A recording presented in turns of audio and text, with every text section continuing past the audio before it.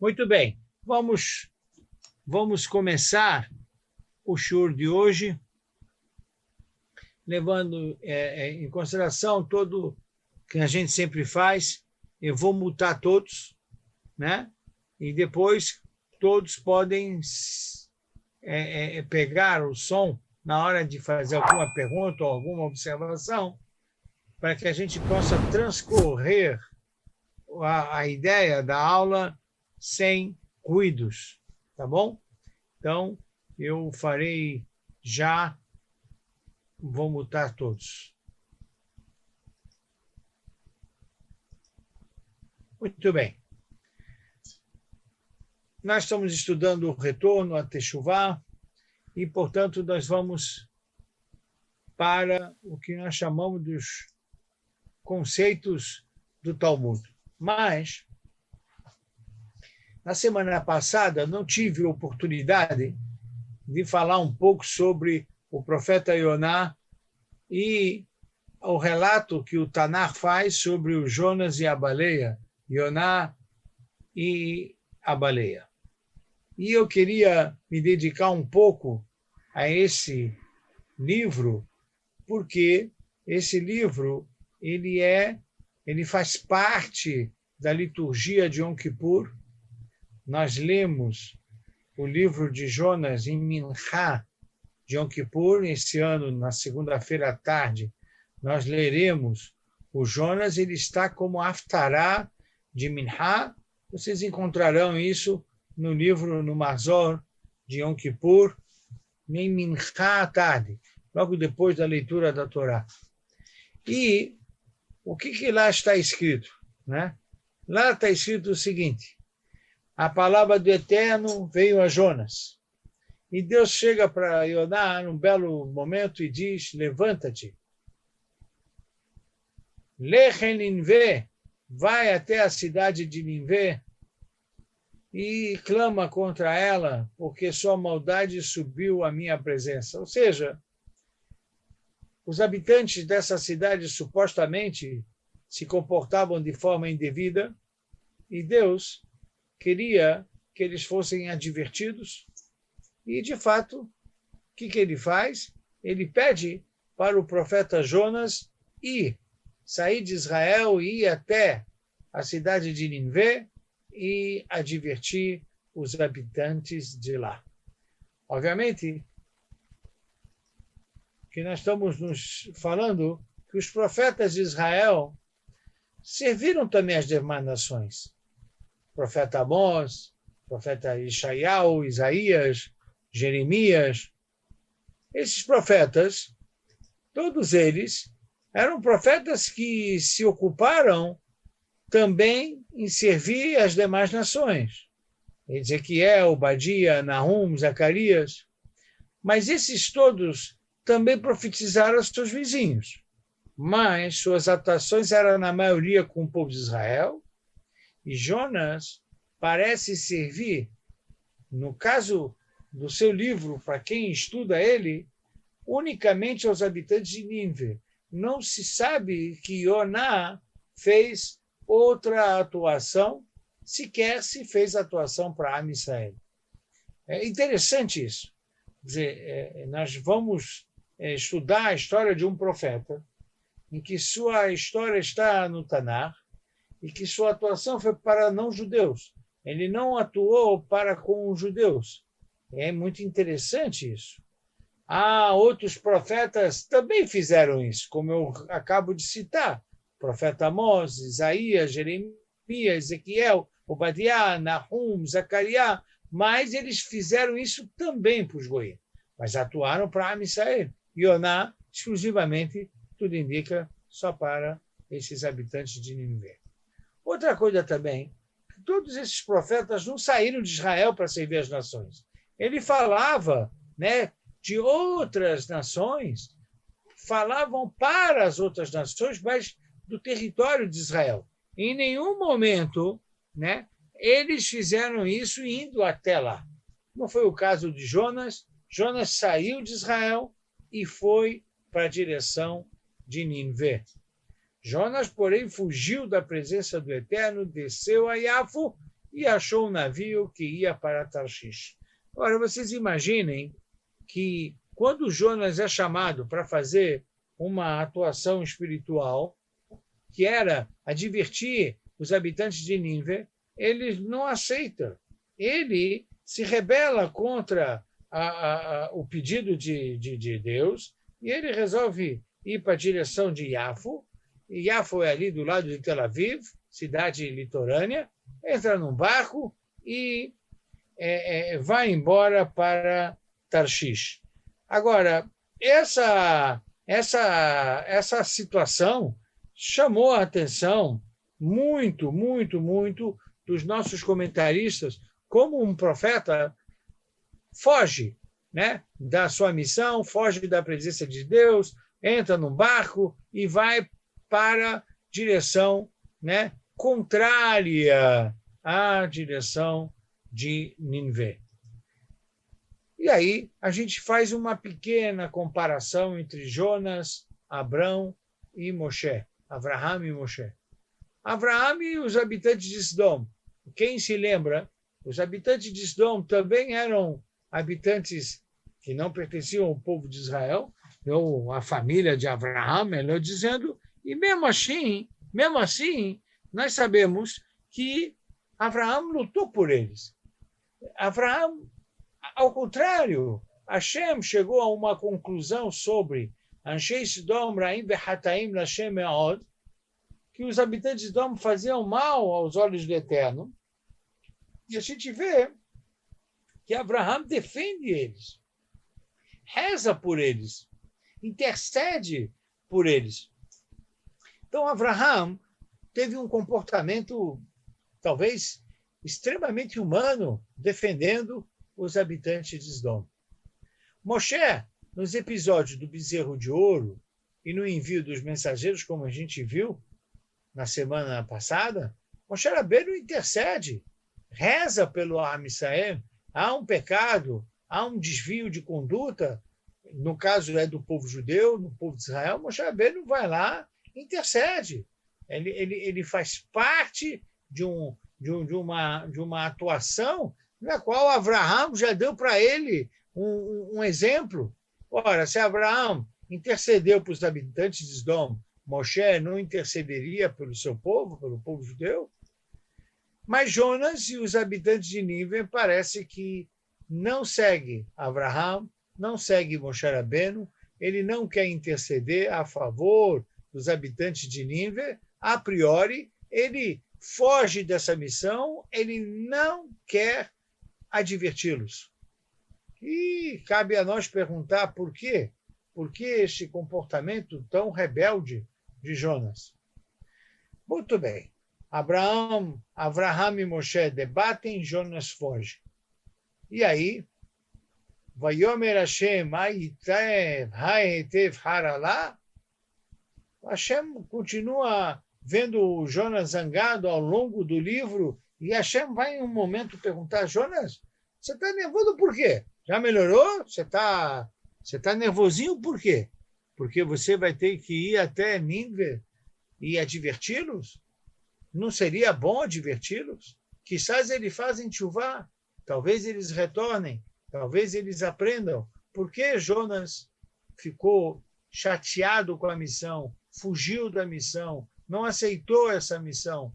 Acaso, se Deus manda dar a oportunidade da advertência, dar a oportunidade da techuvá, por que Jonas não concorda com isso? A priori, ele está em desacordo com Deus? Jonas se revolta com a condição divina. Por quê? Então, aqui merece a reflexão, e Jonas discordou da bondade divina e ausência de justiça. Segundo Jonas, quem disse que os habitantes de Nínive mereciam essa bondade, merecia perdão? Ele achava, Jonas, que Deus tinha que ser rígido com os habitantes de Nínive e eles tinham que pagar pelos que fizeram. Ora, se é assim, Jonas entrou num debate.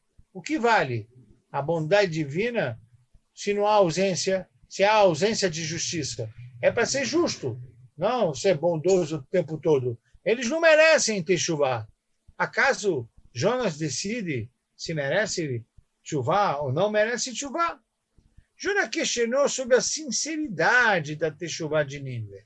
Existem pessoas que falam que fazem teshuvá, mas de boca para fora, não é sincero, não é do coração. Então Jonas estaria supostamente questionando: vale a pena ir até lá para fazer meia boca, uma teshuvá que não tenha profundidade?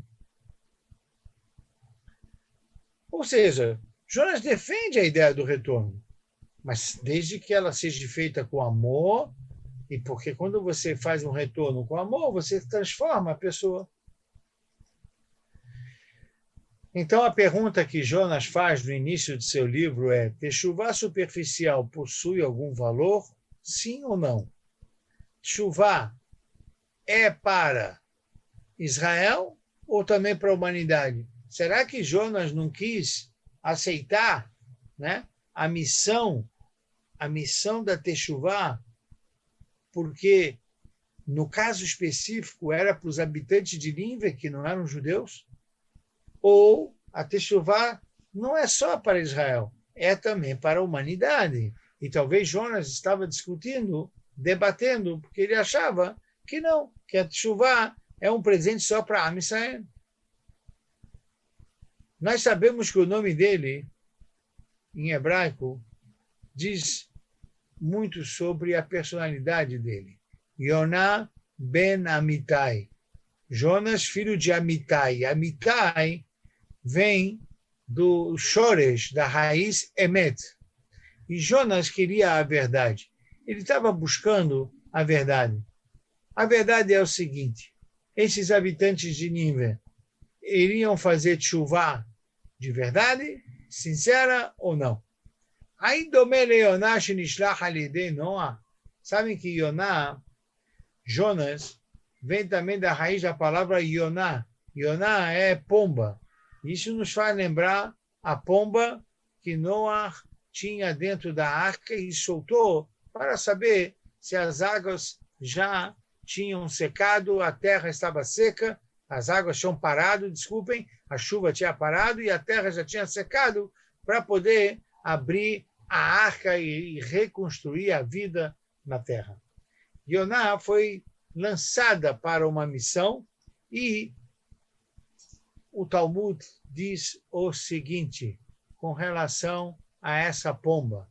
O Talmud Eruvin, na página 18b, escreve qual era o desejo da pomba de Noé.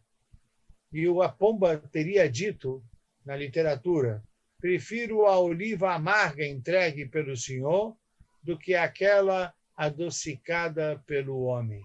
Ou seja, a pomba, quando viu a erva, ficou super feliz, porque é a erva de Deus.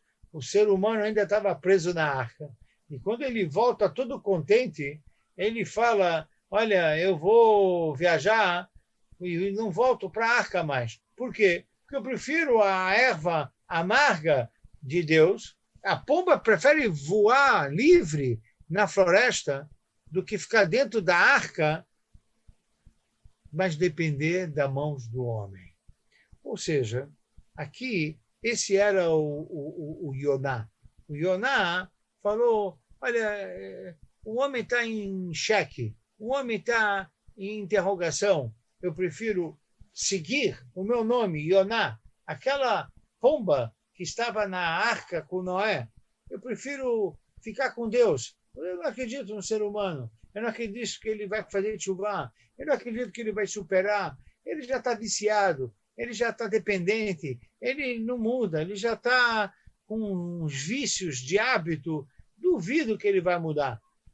Essa é, talvez, as reflexões importantes que o livro do Jonas faz no início dos seus capítulos. E a verdade é que essas são reflexões que nós devemos fazer também no dia de Kippur. Nós temos que perguntar se nós vamos fazer uma teshuvá verdadeira ou vamos fazer meia boca. E se for uma chuva superficial terá algum valor? Será que eu estou procurando a verdade? Será que eu estou sendo sincero comigo mesmo nesse Kippur deste ano? E fazer um balanço, o que fiz do Kippur passado e que mudou do Kippur passado para este Kippur e o que farei deste Kippur para o próximo. Outras reflexões que eu acho importante de fazer é com relação que Jonas não faz como Abraão, ele não debate, ele toma já atitude. Se a gente comparar com outro profeta, por exemplo, Jó, o primeiro discorda da misericórdia excessiva. Jonas, ele olha que Deus é bondoso, bondoso, bondoso, ele discorda dessa bondade excessiva. O segundo, Jó, ele discorda da severidade divina com ele e com a sua família. Quem lembra, nós tivemos oportunidade em algum ano, acho que faz 2 ou 3 anos, fizemos um estudo sobre o Jó na noite de Tisha B'Av, e eu me lembro que lá questionamos como é possível, né, um homem que era tzadik sofrer tanto, ele questionou, Midat Hadin, ele questionou por que essa severidade divina com ele e com a sua família. Conclusão. Logo no início, nós temos algumas perguntas a fazer, e uma delas é, poderá o homem entender os caminhos de Deus? Ora, será que realmente o homem vai entender qual é a intenção de Deus? Né? Se Deus pede para ir para Nínive e advertir aqueles habitantes, será que o Jonas está entendendo qual é o cálculo que Deus faz? E aí lembramos as palavras do profeta Ishaiah, pois os meus pensamentos não são iguais aos vossos, nem meus caminhos são os que trilhais, diz o Eterno. Você, Jonas, você é um profeta, você é muito inteligente, muito tzadik, mas você não vai entender quais são os pensamentos de Deus e quais são os caminhos que Deus quer.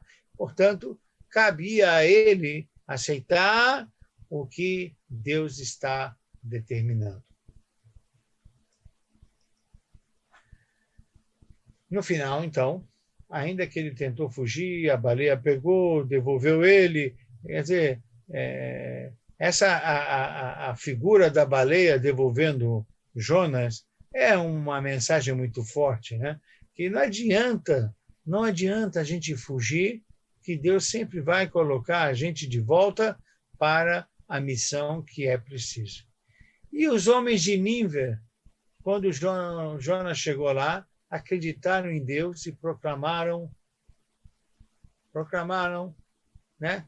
Fizeram um arrependimento, vestiram-se um saco de luto, desde o maior ao menor deles, e Deus viu o que fizeram, como retornaram do seu mau caminho, imediatamente. E realmente, quando você estuda o livro do Jonas, você fica impressionado, né? Como que no primeiro contato do profeta com esses habitantes, os habitantes imediatamente fazem tchuvá. E as reflexões não param. A primeira é, não perguntaram quem era Jonas? Jonas vai lá e diz, olha, daqui a 40 dias Deus vai destruir a cidade, se vocês não fizerem tchuvá. Para, Jonas. Já vamos fazer tchuvá. Já estamos rasgando a roupa, já estamos chorando. Não, o que a gente precisa mudar? Vamos mudar. Fala. O que a gente precisa fazer? Vamos fazer. Eles não duvidaram da profecia, aceitaram o conteúdo que o profeta Jonas trouxe. Não teve resistência, não teve desconfiança. Não só isso, até o rei, que é o poderoso, toda a alta corte, todo mundo fez tchuvá. Isso é um comportamento raro no Taná, de como o retorno foi feito automaticamente, praticamente. E de todas as camadas, desde o mais simples ao mais poderoso, desde o simples cidadão até o rei da nação, todos fizeram teshuvá. E não é que os goim aceitam rápido.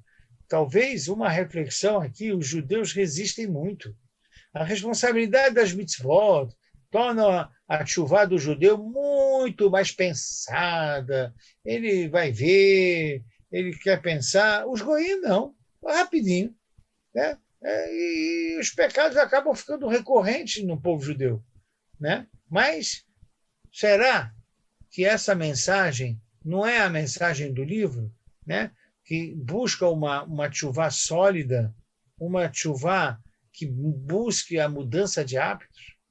E eu me lembrei, né, do Radak, Rabbi David Kimhi, que tudo isso que os goim aceitam rápido fez com que o profeta Jonas evitasse a ida, a missão, não para desobedecer a Deus, nem tampouco para discutir se os habitantes de Nínive mereciam ou não mereciam tchuvá, se a tchuvá é só de Israel ou dos goim.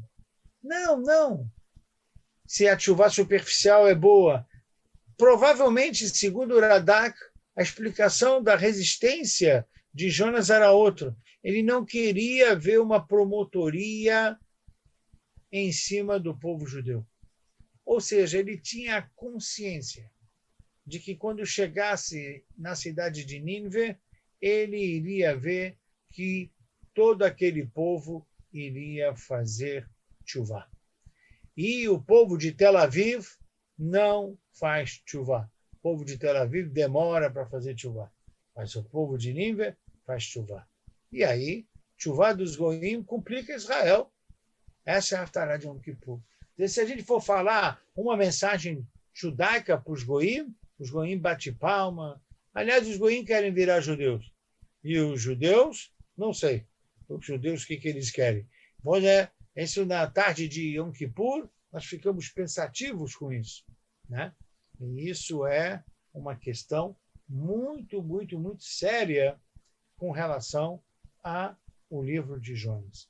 Vocês sabem que eu já conto e gosto de contar essa história pessoal vivida por mim. Eu estava no campus da Universidade de São Paulo, da USP, e a minha orientadora tinha ficado doente, ia fazer uma cirurgia, ia ficar 30 dias de licença e pediu para que eu substituísse numa aula na Faculdade de Filosofia sobre o pensamento judaico na Universidade de São Paulo. E eu fiquei a pensar, aqui que eu lá na Universidade de São Paulo, a dar aula de pensamento judaico para não-judeus. Eu falei, isso aqui para mim não é a minha missão no mundo. Minha missão no mundo é ensinar judaísmo para o povo de Israel. Mas ela ia fazer a cirurgia, ia ficar 30 dias ausente, e eu tinha que decidir se eu ia aceitar a substituí-la por 30 dias ou não. Fiquei na dúvida. Dois valores estavam em contradição dentro da minha mente. A primeira era, eu vim ao mundo para ensinar Torá ao povo judeu. Eu não vim para ensinar Torá aos não-judeus. Não é a minha missão. Por outro lado, eu tinha gratidão à minha orientadora, que tinha me dado todas as ferramentas necessárias para o meu mestrado, tinha concluído o mestrado com êxito, e agora ela me faz um pedido. Poxa, por gratidão, não deveria atendê-la? Pois eu tinha dois valores contraditórios, fiquei a pensar, pensei, no final aceitei, liguei para ela, falei, muito bem, eu vou dar a mão a você sim foi importante na minha trajetória do mestrado, e aí eu fui para a universidade substituir a professora. Quando eu chego lá, eu vejo uma coordenadora do curso me esperando, ela estava lá, eu cheguei na faculdade e no campus, né, lá na faculdade de filosofia, e quando eu entrei lá, realmente a sala de aula tinha mais de 180 pessoas. E eu fiquei até impressionado. Peguei a lista, a coordenadora me apresentou, agradeci bastante a apresentação, palavras carinhosas. Peguei a lista, eu dei uma olhada rapidinho para ver se tinha algum judeu. 180 pessoas, mais ou menos, né? 180 pessoas, não tinha nenhum judeu naquela lista. E aí eu comecei a sentir-me como um Jonas na cidade universitária. Falei, eu fico aqui ou não fico aqui? vou embora, não vai ter uma baleia no estacionamento, vai me devolver para a sala de aula de novo. Bom, no final, eu fiquei ali. E não é que, quando acabou a aula, eu fui pegar meus livros, eu tinha uma mala, todas as pessoas pegavam o livro de mim, o livro, a mala. Não, nós vamos acompanhar o senhor, Rabino. E foram até o estacionamento, mais de 20 pessoas. Parecia um tratamento, né, de uma pessoa importante. Eu falei, meu Deus, lá no meu povo, eu tenho que correr atrás para dar aula, isso, aquilo. E aqui o pessoal está me tratando como se fosse um príncipe. E cada semana que eu ia lá, eu ia sentindo o quê? Como os goim aceitam rápido. As mensagens judaicas entravam nos ouvidos daquelas pessoas e eles faziam umas caras assim, pareciam que estavam apaixonados pelo pensamento judaico. E a gente, quando fala de judaísmo para o nosso povo, todo mundo faz uma careta, o que você está falando? Ah, não sei o quê, desconfiado, com medo da sombra do rabino. Muito bem. Essas coisas é o livro de Jonas. Quer dizer, o Jonas, quando foge de Nínive, ele não foge porque é mal educado. Ele não queria ver a promotoria contra Israel. Eu senti isso na pele naquelas noites em que substituía a minha orientadora na Universidade de São Paulo. O número aumentava, se começou com 180, não sei quanto terminou já. Os goim adoravam, queriam mais, depois não queriam mais que eu fosse embora. Né? E eu, graças ao bom Deus, cumpri com o que eu tinha que cumprir e retornei ao meu espaço, ao meu povo e, obviamente, prefiro trabalhar com 10 do meu povo do que 300 de outro povo, mas isso sou eu. Essa é a missão que eu acredito que seja importante. E o livro do Jonas aqui me ensina que devemos evitar a promotoria contra Israel. Então, ou seja, vamos atrás da mensagem deste livro. E como Jonas reagiu a tudo isso? Nínive fez uma chuva incrível, mas isso desagradou extremamente a Jonas, ele ficou irado e rezou ao Eterno. E aí ele falou e confessou, por isso me apressei a fugir a Tarshish, pois eu sabia que tu és Deus clemente e misericordioso. Eu sabia que ia dar nisso. Eu sabia que eles iam fazer chuva. Mas essa chuva é meia boca. E aí existem regras para a bondade, para a misericórdia. Você, ser humano, quer controlar quando é que Deus quer fazer a misericórdia, quer dar oportunidade ao homem. Na verdade, a misericórdia, o perdão é divino. Né? O ser humano é rígido. Né? Ele não consegue, ele tenta ir atrás dessa virtude divina de perdoar o próximo. Mas perdoar, de fato, é uma virtude divina. No homem, sim, mas em Deus, não. Ou seja, você pode estabelecer regras de bondade e para a misericórdia no homem, porque o homem gosta de regras, gosta de botar limite, bota isso, se ele tem direito ou não, se é justo, não é justo. Mas em Deus, a bondade ela é natural. Deus pode fazer o que ele quiser. A bondade dele não tem limite. A misericórdia dele não tem limite. Chuvá é um presente divino. Yom Kippur, por isso, é um dia de alegria. Não se pergunta agora para o judeu que entra na sinagoga, olha lá ele, até parece que ele vai fazer chuva. Não se pode pensar assim de ninguém. Se todo mundo aparece lá, é porque é filho de Deus, deixa Deus. Deus é misericordioso. Deus não tem regra com ele. A regra dele é só ele que faz. E a gente não sabe como é. E é graças a isso que nós vamos contentes e alegres, né? Porque não tem uma lei para perdoar. É Deus que perdoa. Né? Então, mensagem de Isaías é na prática. Não procure entender Deus. Você não vai... Jonas, você não tem essa missão.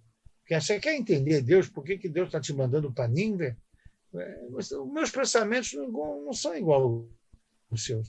Os meus caminhos não são igual aos seus. Você quer entender? Procure entender a si próprio e não ao Todo-Poderoso.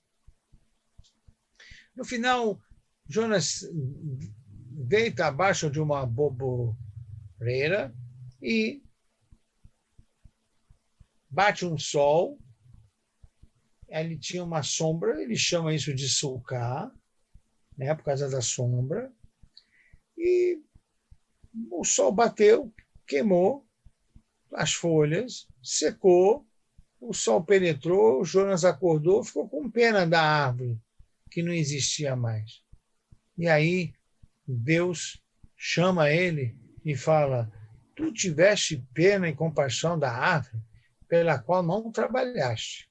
Acaso eu não haveria de ter compaixão da grande cidade de Nínive, na qual há mais de 120 mil pessoas, que não sabe discernir entre a sua direita e a sua esquerda e possuem muito gado? É assim que termina o livro de Jonas, né?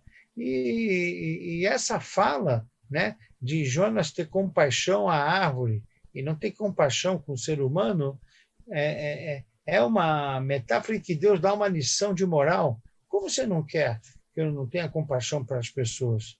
Se você aqui, né, ficou com pena de uma planta que você nem trabalhou por ela, e eu sou o Todo-Poderoso, Deus, essas pessoas, coitado, eles não sabem nem a direita nem a esquerda, eles não foram educados, eles receberam valores equivocados. Ora, por favor, você pense de novo no que você está falando. E o gado?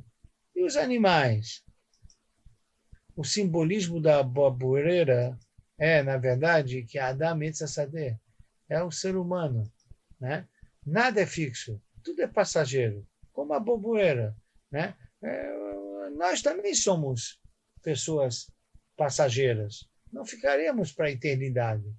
Pode ser que as nossas boas ideias também não são ideias permanentes, pode ser temporárias. Pode ser que a nossa vontade de ficar perto de Deus seja efêmera, seja naquele momento de Yom Kippur.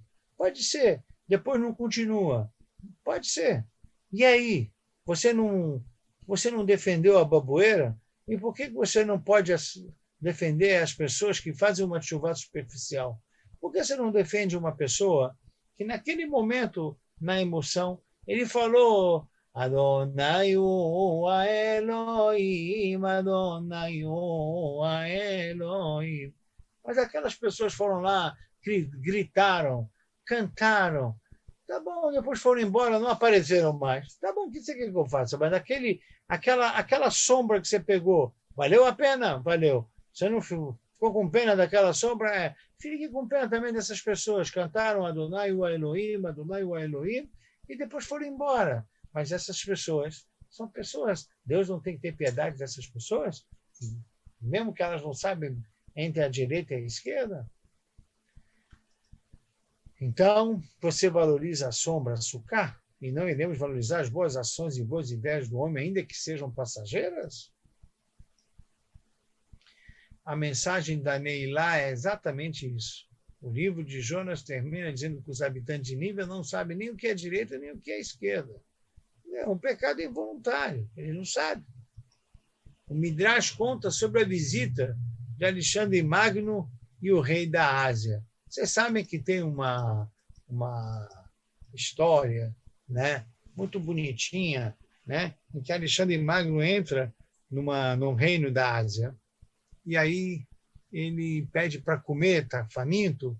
Avisaram o rei da Ásia que Alexandre Magno, que conquistou quase o mundo inteiro, chegou, então deram para ele um cardápio fenomenal. O cardápio fenomenal era barras de ouro. Aí Alexandre Magno diz: escuta, você acha que eu vim aqui para pegar ouro? Eu tenho o mundo inteiro na minha mão. Você me presentia com ouro. Aí Alexandre Magno falou: eu queria que vocês me dessem outra coisa. Aí o rei da Ásia perguntou para ele: Alexandre Magno, eu não estou entendendo. Você controla a chuva? Não. Você controla o sol? Não. O que você precisa?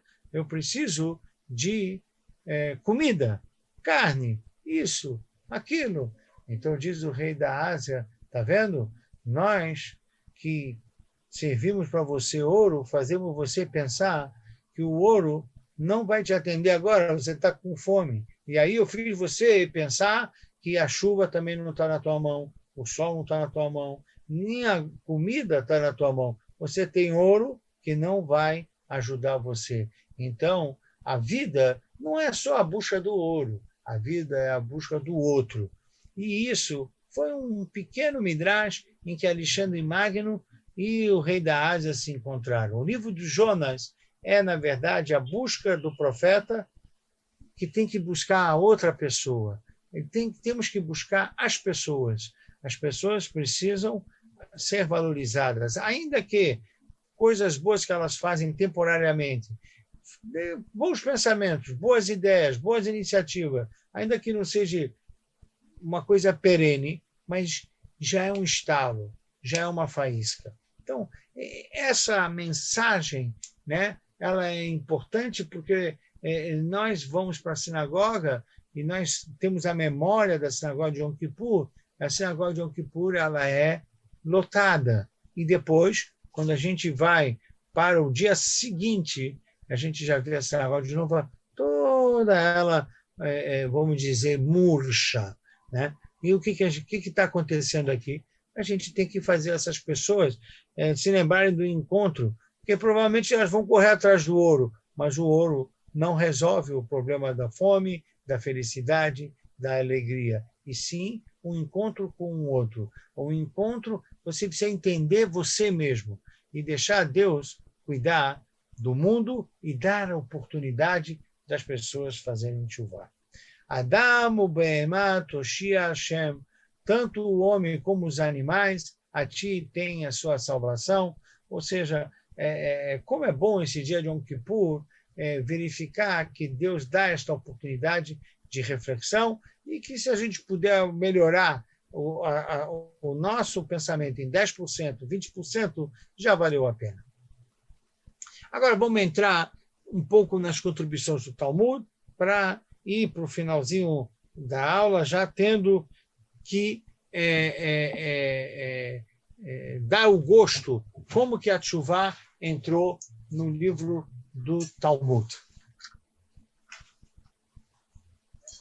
A Teshuvá é, na verdade, ela foi trabalhada no Talmud como dois tipos de Teshuvá. A Teshuvá me'ahavá, a Teshuvá me'irá. Fazer Teshuvá por amor ou fazer Teshuvá por temor. Quando a gente estuda o Tanar, a gente estuda histórias, relatos, a gente interpreta, como fizemos agora com Jonas, fizemos nos episódios de Adão e Eva no fruto proibido, de Caim, dos mensageiros, do bezerro de ouro, dos reis de Israel, do Sansão, do rei Davi. Mas, quando a gente entra no Talmud, a gente começa a trabalhar conceitos. A literatura do Talmud, ela faz outro tipo de, digamos assim, de raciocínio, de pensamento, de construção. E ela já te fala assim, o retorno que você viu anteriormente em todos esses capítulos do Tanar são dois tipos, o retorno por amor e o retorno por temor. O que vem a ser Teshuvá me'irá? Quer dizer, Teshuvá por temor. É assim, ele tem medo do pecado, temor do pecado. Então ele fala, eu estou com medo, eu vou fazer isso porque vai saber lá o que vai acontecer comigo. Essa é uma forma de Teshuvá. Aqui se assemelha a isso. É uma pessoa que tem medo de passar o sinal vermelho de trânsito por causa da multa. Veja, é um temor. Ou ele tem temor de passar um outro carro e fazer uma colisão com ele e ele se machucar de forma grave. Então, essa teshuvá, né, é uma teshuvá que tem um temor ao pecado, tem medo do castigo. Ou ele quer fazer teshuvá para combater os vícios. Uma pessoa está em cólera, nervoso, tal. Aí ele vira, procura o rabino, ele fala que eu preciso fazer teshuvá. Isso está acabando comigo. Ou uma pessoa que, no aleno, tem vício de dependência química, de drogas, o álcool, todas essas pessoas, quando querem fazer tchuvá, eles estão com a vida machucada, a vida arranhada, e eles querem fazer tchuvá meirá. Eles não querem mais conviver com os vícios. Vocês sabem que o pecado e a convivência com os vícios levam à depressão. Então ele chega, procura o rabino e fala: eu não aguento mais, minha vida está um lixo. Eu quero levantar, quero sair. Me'ashpot yarim evion, le'oshivim im nedivim. Deus tira as pessoas da miséria e faz sentá-las com príncipes, com a alta nobreza. Então, é isso que ele quer. Ele quer fazer a tchuvá porque ele quer sair dessa situação. Ele quer neutralizar os seus instintos estão acabando com ele. Ele é um cara que não para quieto. Ou ele tem um gosto compulsivo pelo dinheiro, ou pelas farras. Então, a pessoa dessa chega na hora, fala: não aguento mais, quero fazer tchuvá, halas, baspik, não quero mais ter esse tipo de vida. Bom, ele quer voltar à sua situação original, quando ele era mais calmo, mais civilizado. Ele quer abandonar o errado. Muito bem. Agora vamos falar o que é tchuvá me'ahavá. Segundo o Talmud, o que vem a ser tchuvá me'ahavá? Ele quer tchuvá porque ele ama a Deus. É completamente diferente essa tchuvá. Ele quer fazer essa tchuvá porque ele quer ficar mais próximo de Deus. Ele quer estar próximo de seu pai. Ora, é completamente diferente. Enquanto o retorno anterior é passivo, né, porque ele quer afastar aquele negativo, nesse, ele, ao se aproximar de Deus, ele quer estar próximo do Avinu Malkeinu, ora, ele quer uma posição muito mais ativa, certo? Almeja o bem. Ele quer o belo, o justo, constantemente. Busca a perfeição dele. Disse Rabi Hamá no Talmud, a tchuvá traz cura para a humanidade, conforme a profecia de Osheia, que ao retornar, fará novamente crescer o trigo, e florescerão como as videiras, e o seu perfume como o vinho do Líbano. São metáforas, né? Porque quando ele faz tchuvá me'ahavá, né, ele vai ver uma vida bela, ele vai correndo atrás disso. Ele vai ver o perfume, quer dizer, o bom nome que ele vai ter. Então, enquanto a primeira tchuvá era fugir da depressão, das complicações, do pecado e do castigo, etc., essa tchuvá é uma tchuvá de flores, é uma tchuvá de cheiro bom, é completamente diferente. Disse Rabi Hamá de novo, o profeta Jeremias afirmou: retornai, ó filhos rebeldes, eu curarei o vosso erro. E eis nós aqui. Então, como assim? Diz o Rabi Hamá. Enquanto nós somos rebeldes, Deus fala: vai, faz chuva, sai desse vício, sai da depressão, eu vou curar você. E aí depois, eis nós aqui. Estamos aqui pronto. Kadosh Baruch Hu. A primeira fase é a fase da tchuvá pelo temor. A segunda, eis nós aqui, é a tchuvá me'ahavá. Então, existe um processo de tchuvá. Não dá para fazer tchuvá sem ter o tchuvá do temor, mas temos que saber que nós temos que chegar, a nossa missão é chegar na tchuvá por amor. Disse Rabi Yohanan, a tchuvá trará geulá conforme a profecia de Isaías. Então a tchuvá não só traz a cura para a pessoa, não só que ele traz a cura para as suas angústias, a tchuvá traz a redenção, a salvação do mundo inteiro. Como está escrito no profeta Ishaiah, o vale de Sion Goel, e vai vir de Sion o Salvador, o Mashiach. Mas por quê? Mata. Por que vai vir o Mashiach? Mishum Ulshave Fecha Be'akov. Porque a casa de Jacó fez Teshuvá. A Teshuvá traz a Geulá. Disse o Rabino Reish Lakish, a tchuvá é tão poderosa que é capaz de transformar delitos intencionais em involuntários, desde que seja tchuvá me'ahavá. Então, a pessoa tem lá no seu currículo algumas bobagens, e bobagens intencionais. Ele era expert em fazer muambas, enganar as pessoas, fazer dinheiro de forma ilícita. Está lá o currículo dele. Ele resolveu, Baruch Hashem, fez tchuvá me'ahavá.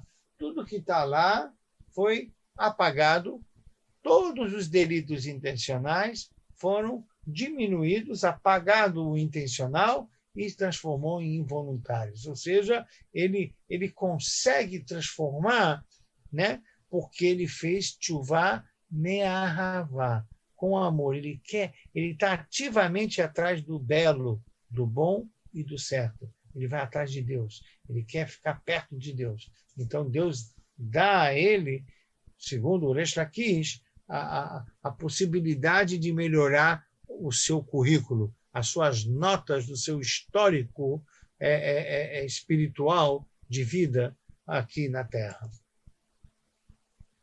Eu, seguindo ainda um pouquinho mais com o Talmud, disse Rabi Yohanan, a tchuvá dará ao homem longevidade, segundo o profeta Ezequiel. Isso aqui também é uma... né, todo mundo diz que a nutrição vai dar longevidade, os exercícios físicos vai dar longevidade.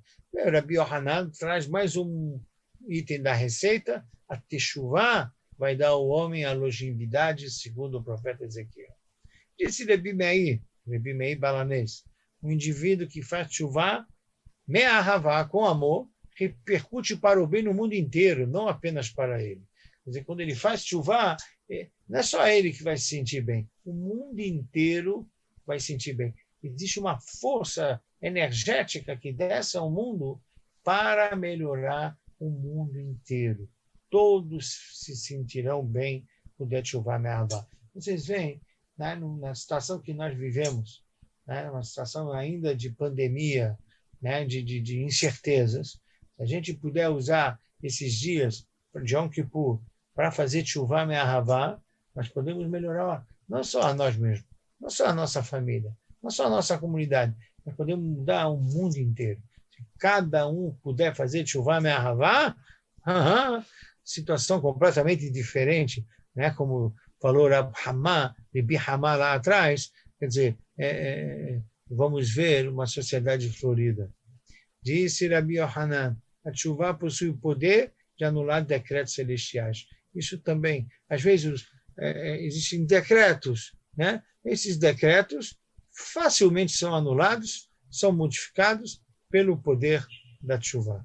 Disse Rabi Shimon Bar Yochai, mesmo um perverso, toda a sua vida e apenas na velhice retornou, é apagado todos os erros do passado. Imagina, Tashov Enosh Adaká, como diz o rei Davi nos Salmos, volte até no último minuto. No último minuto, como a gente vai saber se ele voltou ou não voltou no último minuto? Deus sabe. Mas ele está dizendo, mesmo um perverso toda a sua vida, ele retorna, é apagado os erros do passado. A força da teshuvá é muito grande. As pessoas podem me dizer, já era, não tenho mais jeito. Não, tem jeito sim. Você pode mudar completamente a situação do seu histórico.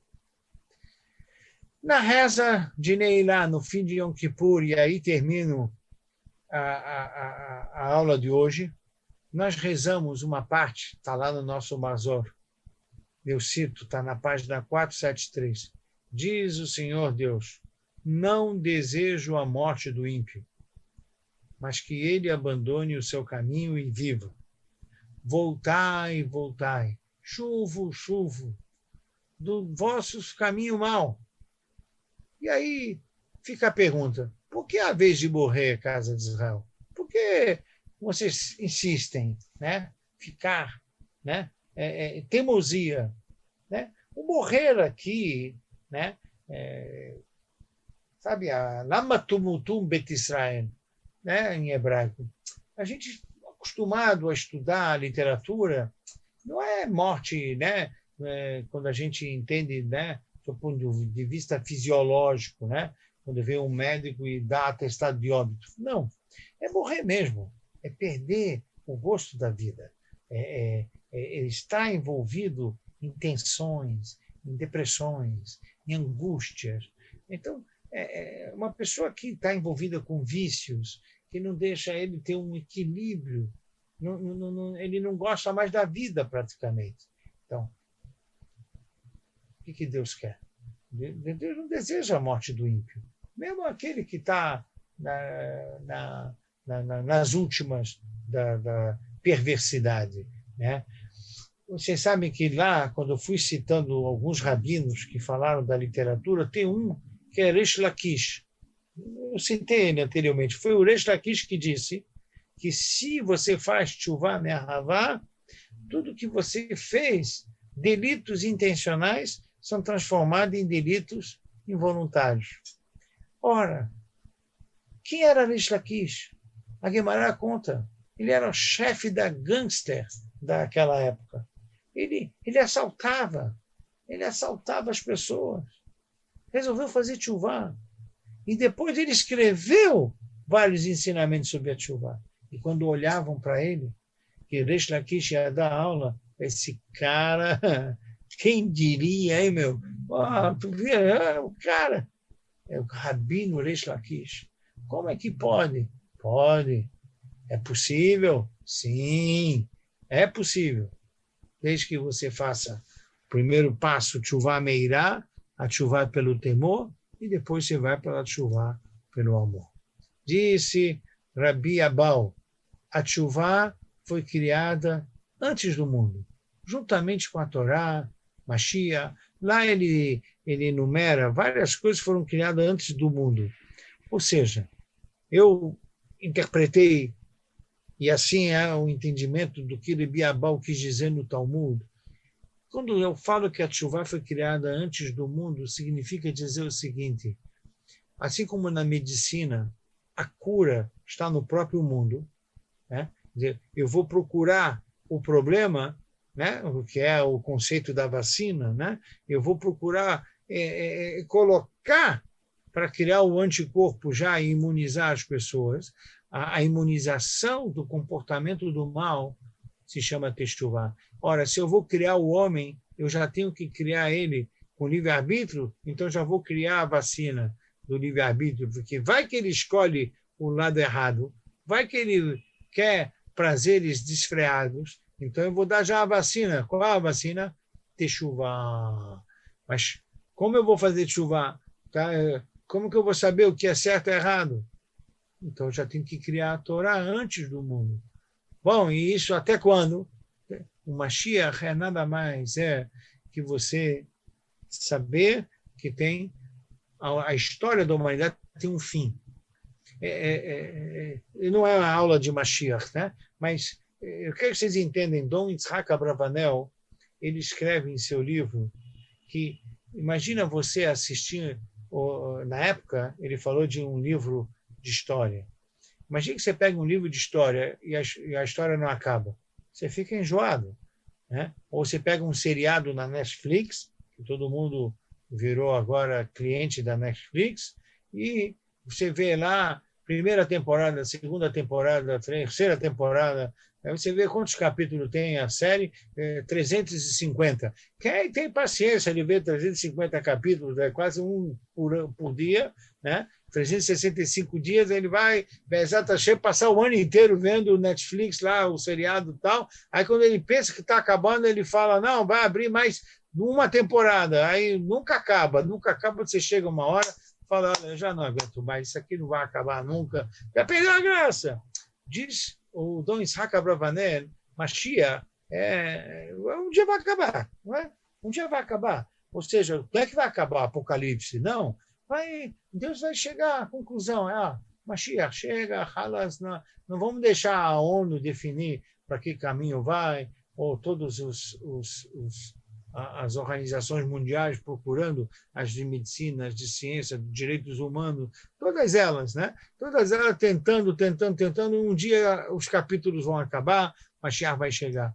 Por isso, toda deficiência é curada pelas soluções encontradas na própria natureza.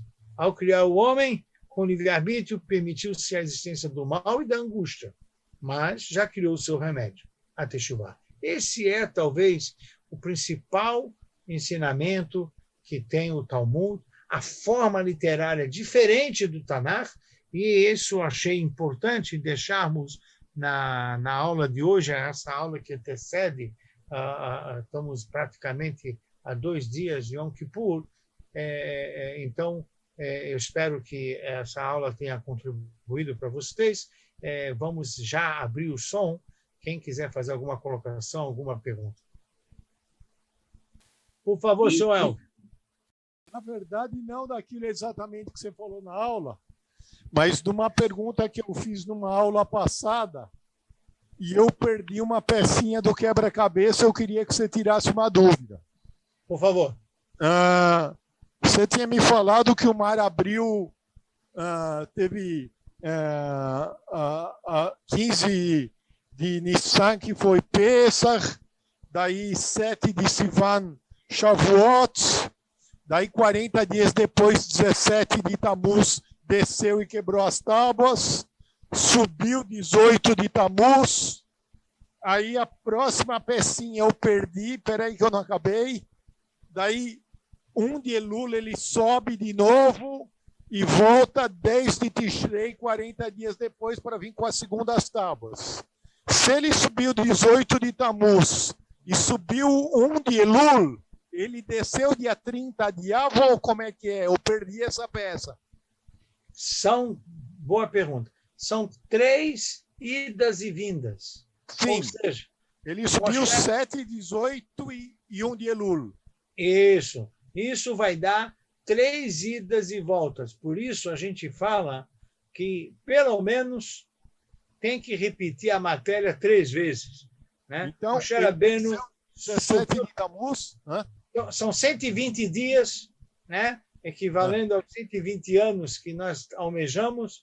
Moshe Rabbeinu, 120 dias para trazer a Torá em definitiva para nós, que é justamente no dia de Yom Kippur. Supostamente esse é o minhag de tirar as Torot na noite de Kol Nidre, né? Porque a gente tira a Torá no Kol Nidre. Porque em Yom Kippur a gente pegou ela de volta, a gente recebeu ela de volta. Então, essa é a simbologia da retirada das Torot na noite de Kol Nidre.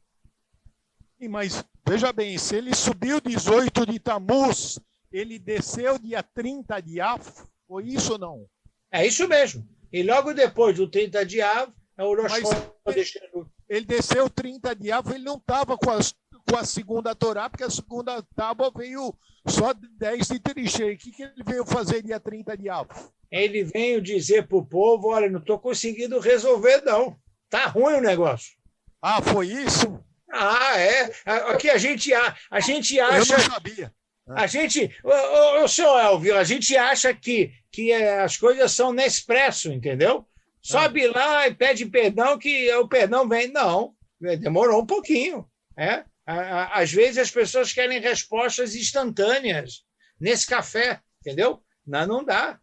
Às vezes não vem. A gente reza, pede muita coisa para Deus, e Deus não me atende no mesmo dia, não atende na mesma semana e nem mesmo no mesmo mês. Às vezes eu vou ver a resposta de Deus alguns anos depois, né? E, coitadinho do Moshe Rabbeinu, subiu, desceu, quando o povo viu, e aí? E aí, tá difícil o negócio. Tá difícil. Quando ele desceu 30 de Av, ele veio falar que estava difícil. Exato. Que dureza. Eu não sabia dessa, Bino. Super obrigado. Imagina. Achou a última pecinha do quebra-cabeça aqui. Obrigadão. Tinha até mais? Uma plaquinha aqui que eu fiz aqui. Eu falei, pô, o que aconteceu? Muito bom. Rabino. Sim, quem fala? Herbert, de Campina Grande. Opa, um prazer, seja bem-vindo. Prazer, Rabino, conhecer o senhor também e gostei muito da sua aula. Rabino, em meio a essa pandemia, no período de 9 de Av, o Rabino, chefe de Israel, ele usou um pouco da leniência com relação à a questão do jejum por causa de quem estivesse nessa pandemia, no grupo de risco, essas coisas todas. E agora, só que a gente sabe que agora a questão de Yom Kippur é bem mais séria. O que o senhor diz da questão do jejum de Yom Kippur? Eu particularmente, eu vou fazer o jejum e acho que é importante fazer, claro. Agora, assim, pessoas que estão em grupo de risco, pessoas que... eu queria que o senhor falasse o que o senhor acha dessa questão aí do jejum agora em Yom Kippur, nesse período de pandemia. O jejum de Yom Kippur é o único jejum que a Torá pediu. Deus pediu um jejum por ano, e o jejum é de Yom Kippur. Os demais jejuns que nós temos no calendário foram introduções feitas pelos profetas de Israel, ratificadas pelos rabinos do Talmud, e entre eles está lá o jejum que você citou anteriormente, o 9 de Av, que celebra a destruição do primeiro e do segundo templo, também faz menção à Inquisição, faz menção a outras tragédias que o povo de Israel passou, mas esse jejum, o jejum ele foi determinado pelos profetas inicialmente e ratificado pelos rabinos. O peso alárrico ele é diferente quando um jejum vem de origem rabínica e quando vem um jejum de origem divina. Portanto, a orientação que a Halachá dá, que a lei judaica dá, todos que estiverem gozando de boa saúde deverão jejuar o Yom Kippur. Mesmo pessoas de idade, mesmo pessoas que estão, como você definiu, pessoas de risco e que podem e que devem ficar não só com distanciamento, mas com um certo isolamento social em função do coronavírus, mas ele, dentro de casa, ele deve jejuar Yom Kippur. Exceção seja feita. Se ele já tem um pré-existente de alguma questão de doença, que o médico já recomenda a ele a não jejuar, que não tem nada a ver com o coronavírus, é por outro motivo qualquer, aí, nesse caso específico, é um caso específico, é um caso que precisa ser conversado, cada pessoa com o seu médico e depois com o rabino, e há uma orientação o que fazer. Ele precisa comer medidas específicas dentro de um prazo específico. Agora, pessoas que estão com sintoma de coronavírus, aí é diferente. Ele já está doente. Ele está doente com coronavírus. E a pergunta é, ele faz o jejum ou não faz o jejum? Então, a resposta é muito simples. Se ele está com o pulmão, fez tomografia, ele está com o pulmão com 20%, 25% comprometido, está com antibiótico, ele não deve jejuar. Ele está isento desse jejum. Ele, mesmo que ele esteja em casa, muito mais se estiver hospitalizado, mas mesmo que ele esteja em casa, mas ele já foi detectado que ele tem um pulmão com 20%, 25% comprometido, teve febre, está com antibiótico, isso, aquilo, essa pessoa está isenta pela lei de jejuar Yom Kippur. Ou seja, para concluir, já que você me perguntou, pessoas que têm algum tipo de doença, já são de idade, os médicos já falaram para eles que não devem jejuar, ou pessoas que pegaram agora coronavírus nessa semana e estão no meio de um tratamento, essas pessoas estão isentas pela lei judaica. Deus não quer que elas jejuem. Né? Não adianta ele agora virar o sadig da corte. Não, eu vou jejuar. Ele não pode fazer isso. A lei judaica ela não é emocional. A lei judaica ela tem a razão controlando de forma híbrida a emoção. Não pode. A pessoa que está doente ela está isenta. É que o médico e o rabino irem juntos, de forma uníssona, falar, olha, pela ciência e pela religião, você está isento e proibido de jejuar. E aí se orienta ele a comer, a beber em quantidades, em prazos específicos, conforme detalhados no Shulchan Aruch. Cada caso é um caso, não entrarei na especificidade da orientação, mas essa é a resposta que eu dou para você. Ok, Rabino, obrigado.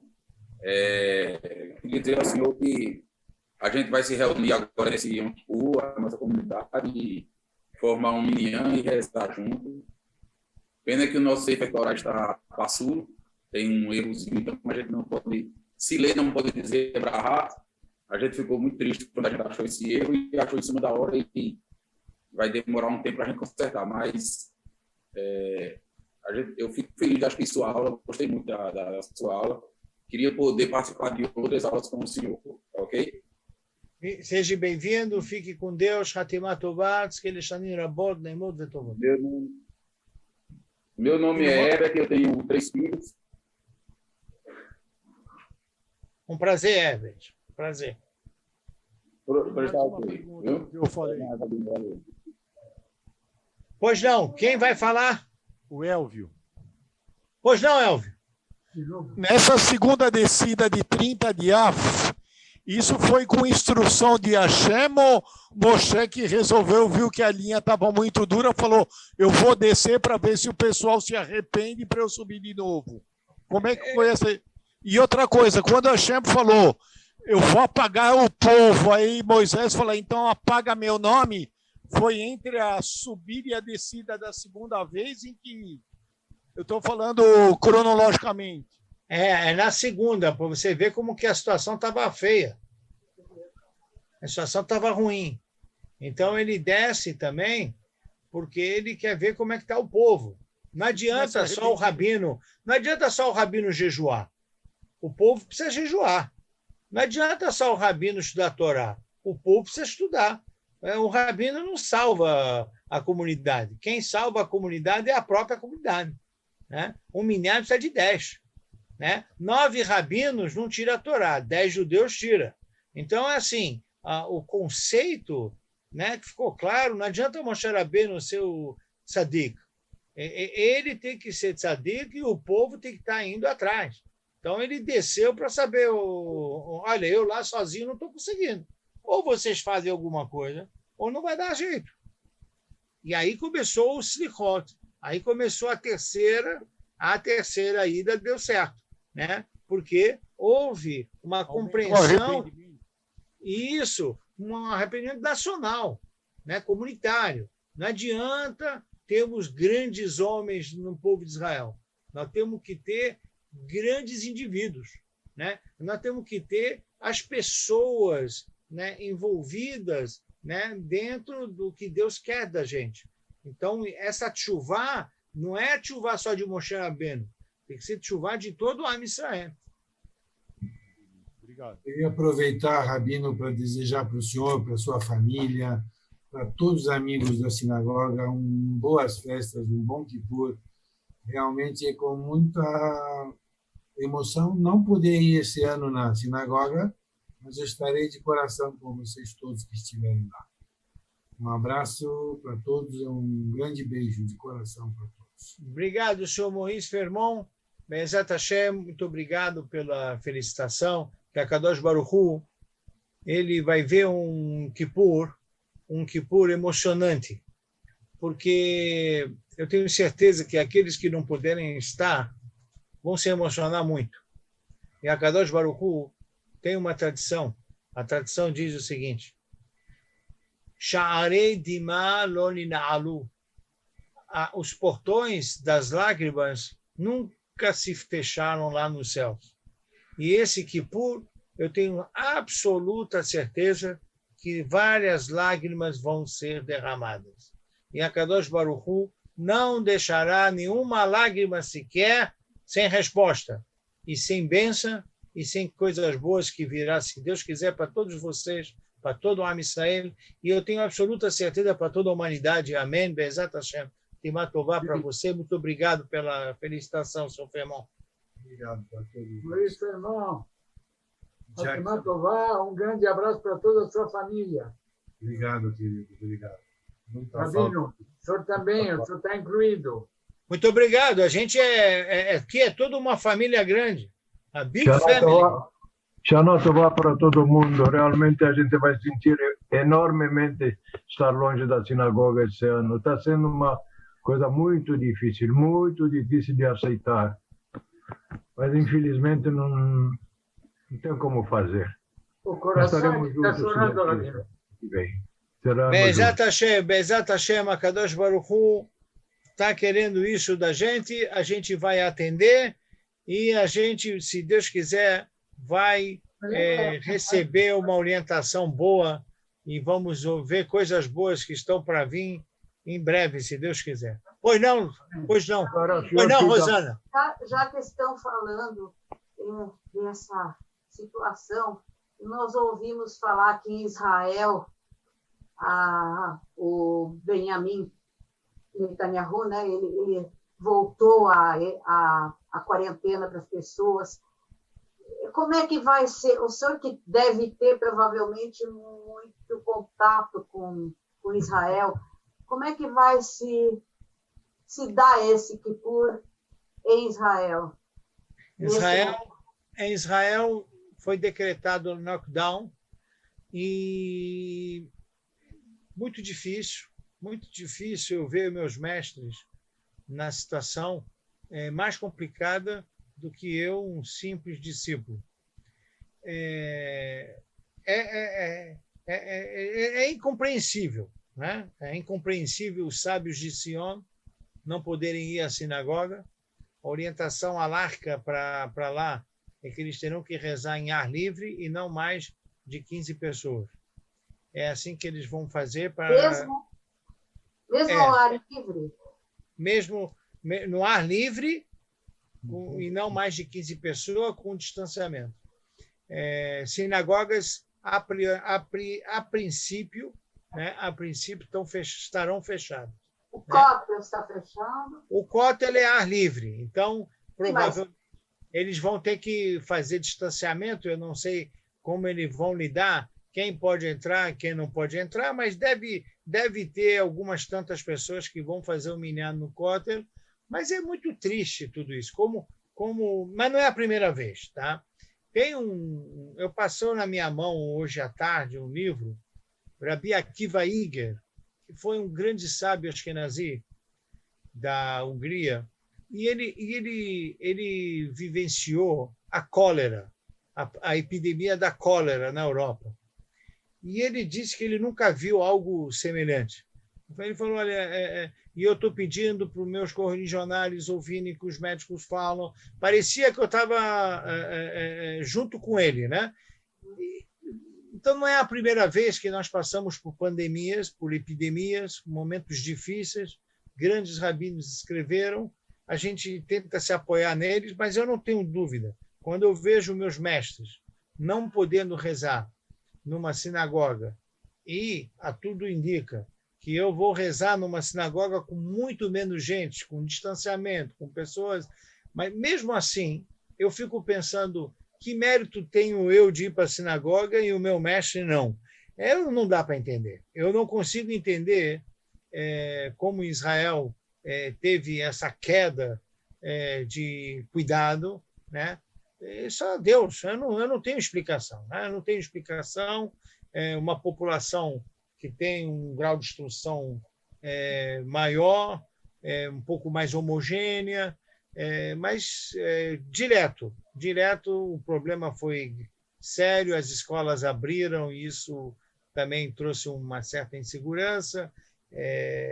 Meu pai e minha mãe, falei com eles hoje, eles não podem ir para a sinagoga, tocaram um shofar para ele pela janela, então ele ouviu o shofar da janela. Quer dizer, são situações que eu fico pensando, está na hora, né? Está na hora da gente chorar mesmo em Yom Kippur e Deus pegar todas as lágrimas e trazer um novo enredo, se Deus quiser, na semana que vem. Não tem explicação. Não é racional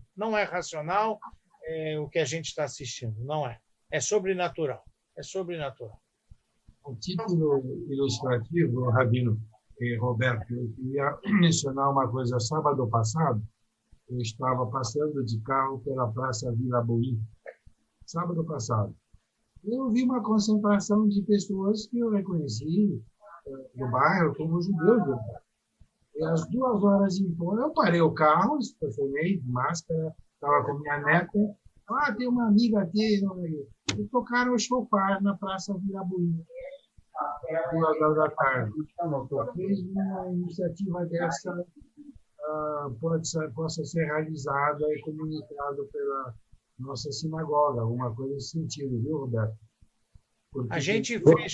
Foi usado. A gente tocou shofar domingo, né? Não, sábado não podia tocar shofar, mas domingo, que era o segundo dia de Rosh Hashanah, tocamos shofar tocamos shofar na vila que fica ao lado da sinagoga, e nós tocamos o shofar, fizemos exatamente isso. Aliás, fizemos 3 horários diferentes. Fizemos um horário na vila para as pessoas de maior idade, e fizemos também um outro horário para as mães e crianças pequenas que também não puderam vir e foram contempladas no terceiro horário. Eu acho que a gente vai dando um jeito, né? A gente vai dando um jeito, e hoje mesmo em Atará Nedarim surgiu ideias de pessoas que vieram na sinagoga e pediram para que, quando acabar Yom Kippur, né, pudéssemos fazer, acabou o Kippur, né, se pudéssemos fazer o toque do shofar por Zoom. E eu prometi que eu ia estudar a matéria, porque o Yom Kippur acaba e talvez a gente possa fazer a transmissão dos momentos finais por Zoom. Então, essas são saídas alárquicas que, depois que o Yom Kippur acaba, talvez fazer a Abdalá, talvez, enfim, alguma coisa, e ver a união do povo naquele momento. Mas eu não tenho dúvida, seu Maurice, que a gente fez isso na vila por 2 vezes, fora o horário que tocamos na sinagoga. Então, a gente tocou 3 vezes o shofar no domingo passado, e foi muito emocionante, sim. Foi muito emocionante. Eu toquei na sinagoga, meu filho tocou no segundo grupo, e eu voltei a tocar no terceiro grupo. E fora isso, tinha 2 minyanim na sinagoga. Tinha um minyan na sinagoga grande e um outro minyan menor do Bnei Akiva.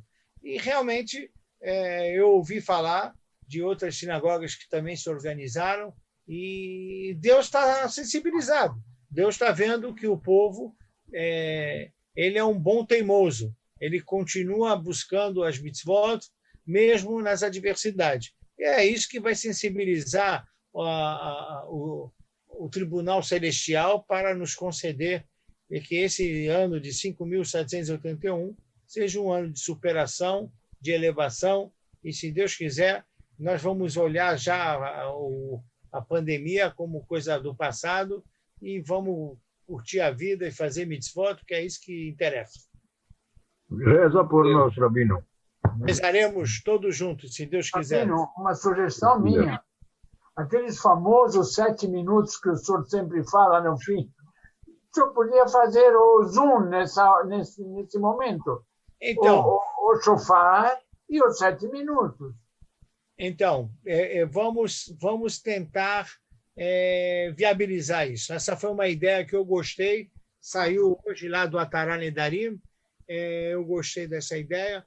Vamos tentar nos conectar naquele finalzinho assim, de Kippur. Vamos tentar. Okay. Precisamos ouvir a voz do senhor. Será que, se eu botar o Zoom, eu não fico com mais fome na hora? Não, acho que não, né? Não, dá para aguentar mais um pouco. Não, porque realmente quando o senhor reza é outra coisa. Bezat Hashem. Dá uma diferença fantástica. Se Deus quiser, vamos tentar fazer essa ideia. Essa ideia surgiu hoje, não tinha me passado por ela, agradeci àquele que me deu a ideia, e vamos tentar viabilizar ela amanhã. Já vou falar com a Tamara amanhã, vamos ver se a gente consegue. Então, tudo de bom para o senhor, tudo de bom para todo mundo. Obrigado, boa noite a todos. Boa noite, obrigado. Até logo. Amém. Tchau, tchau. Amém. escolhe fêmea, não pode.